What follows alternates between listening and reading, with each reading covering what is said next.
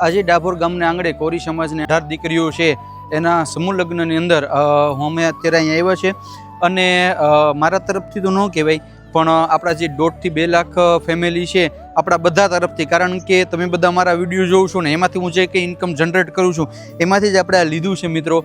તો મારા એકના નહીં પણ મારા 1.5 થી 2 લાખની જે સેના છે એ બધાને ટૂંકમાં પુણ્ય મળે એવી આપણે આશા રાખીએ છીએ. અને ભાઈ સમૂહ લગ્ન છે ને એ ટૂંકમાં એક બેસ્ટ ઉપાય છે, કારણ કે ઓછા ખર્ચે સમૂહ લગ્ન થતા હોય છે, સમયનો અભાવ હોય છે, અત્યારે ઘણા બધા પૈસાના ખોટા ખર્ચા થાય છે, એ બધા બચે છે. અને પ્લસ બીજા નંબરમાં મારે ખાસ એક વાત કરવી છે કે મારા માટે છે ને 18 વરણ છે, બરાબર સરખા છે. અને બીજી વાત એક કે બધા લોકો કહેતા છે કે વરેશભાઈ તમે દાન એક હાથે કરો તો બીજા હાથે ખબર ન પડે. તો ભાઈ એ પહેલાંના સમયમાં હતું કે એક હાથે દાન કરો તો એક હાથે ખબર ન પડે, પણ અત્યારના સમયમાં એવું છે કે ભાઈ આજે મેં મારી યથાશક્તિ પ્રમાણે મેં 18 દીકરીઓ જે અહીંયા છે સમૂહ લગ્નની અંદર જોડાયેલી છે તેને મેં આપ્યું છે ભેટ સ્વરૂપે. તો મારો વિડીયો જોઈ અને કોઈ પણ બીજા વ્યક્તિ આવનાર સમયમાં જ્યારે સમૂહ લગ્ન થાય તો એને પણ એવું થાય કે ભાઈ અમારે પણ અમારા તરફથી કહી દેવું.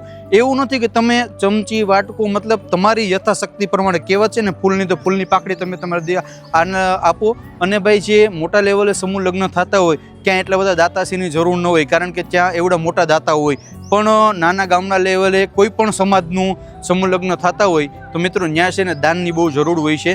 તો મારું એવું કહેવાનું છે કે કંઈક ને કંઈક તમે દાન કરો. આપણે કોઈકે દીધું છે ને આપણે દઈએ છીએ, બાકી એક દિન સમયની માલી પર મારી મેરે પર ખાવા ધાન નહોતું ભાઈ.